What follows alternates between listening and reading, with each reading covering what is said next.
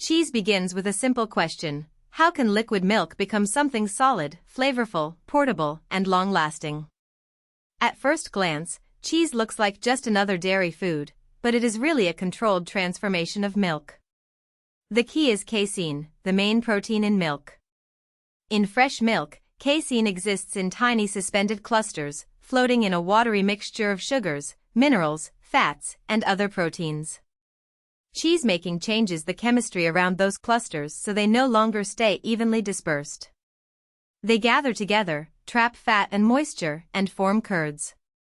Those curds are then separated from the liquid whey and shaped into cheese. Everything that happens after that, from pressing to salting to aging, builds on this first transformation. The milk itself matters enormously. Cheese can be made from the milk of cows, goats, sheep, and even water buffalo, and each milk brings its own character. Cow's milk is widely used because it is abundant and balanced, but goat's milk often brings a sharper, tangier profile, while sheep's milk can be richer because it generally contains more solids. Water buffalo milk, famous in mozzarella, produces a creamy texture because of its fat and protein content. Even within the same animal, the flavor can shift depending on diet, breed, season, and region. Grass, herbs, stored feed, and local farming practices all affect the milk. So before a cheesemaker does anything, the cheese already has a starting personality. Most cheeses are made by acidifying milk. This usually happens with bacteria, which consume lactose, the natural sugar in milk, and produce lactic acid. That rising acidity is not just about taste. It changes the environment inside the milk, helping the casein proteins become less stable and more ready to bond together. This is why fermentation is central to cheese.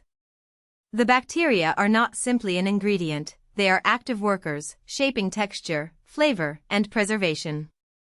Some cheeses rely heavily on this bacterial activity for their tang. Others use it more subtly, creating a foundation for later aging. The choice of bacterial cultures can influence whether a cheese becomes mild, sharp, buttery, nutty, or intensely aromatic. Acid alone can make milk curdle, but many cheeses also use rennet. Rennet contains enzymes that act very specifically on casein. They clip part of the casein structure, allowing the proteins to link together into a gel. This gel is the beginning of the curd.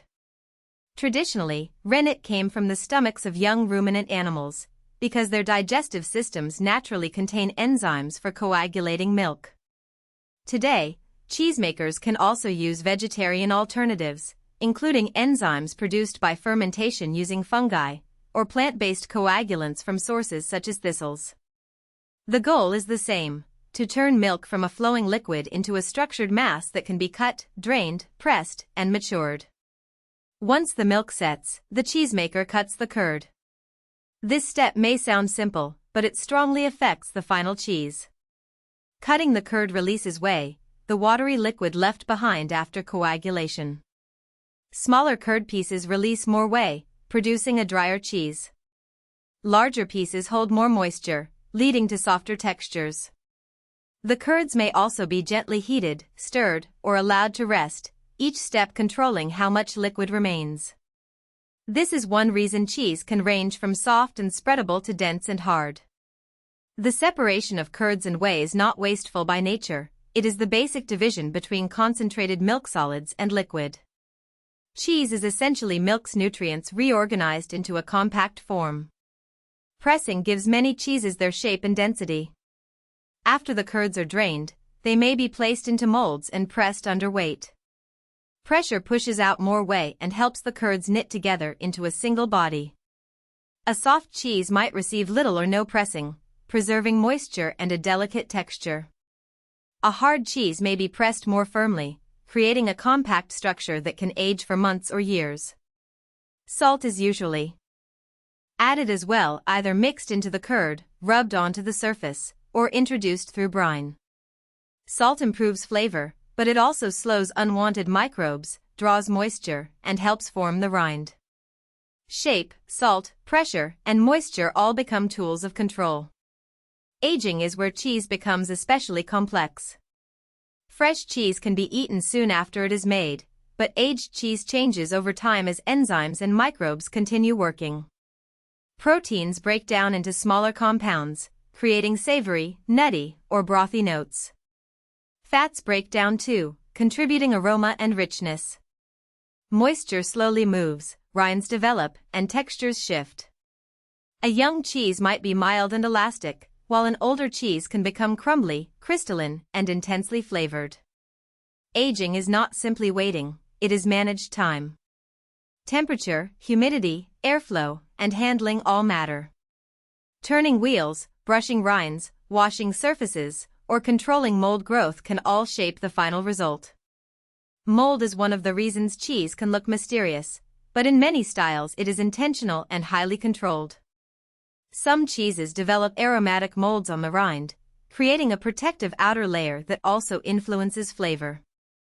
Others have mold running through the interior, as in blue cheeses, where veins create sharp, earthy, and pungent notes. In bloomy rind cheeses, surface molds help produce the soft, creamy texture associated with cheeses like brie. The important point is that not all mold is spoilage. In cheesemaking, selected molds are part of the craft. They interact with acidity, moisture, salt, and aging conditions to create flavors and textures that milk alone could never produce. The enormous variety of cheese comes from changing many small variables. The animal species, the butter fat level, pasteurization, bacterial cultures, mold, coagulant, curd size, heating, pressing, salting, and aging time can all be adjusted. Add herbs, spices, garlic, pepper, chives, cranberries, or wood smoke, and the possibilities multiply again.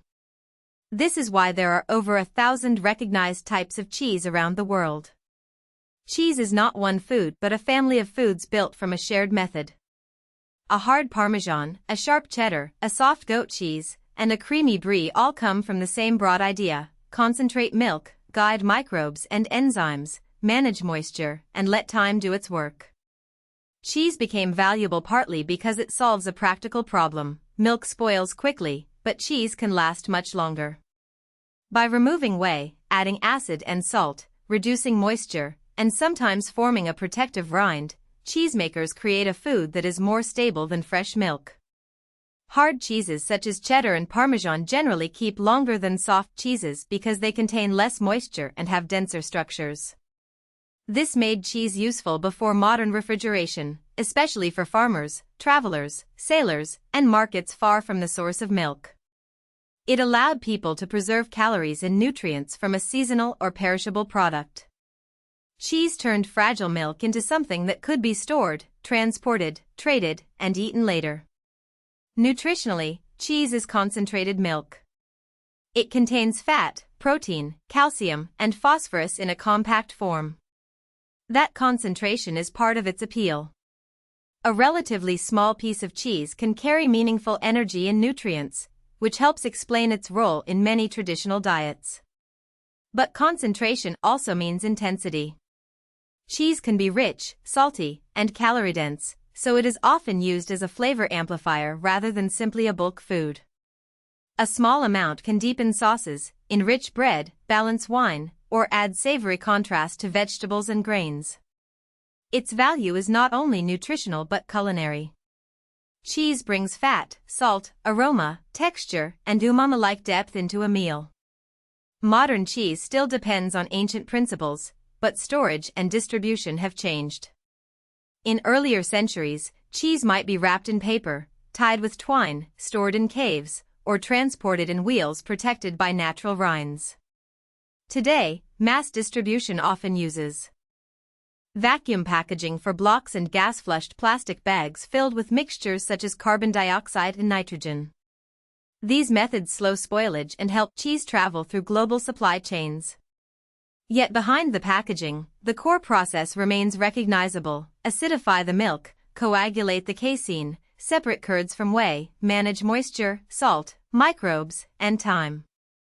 Cheese is remarkable because it is both simple and sophisticated, a daily food built from chemistry, patience, and craft. If you found this helpful, please like this video and subscribe for more explainers.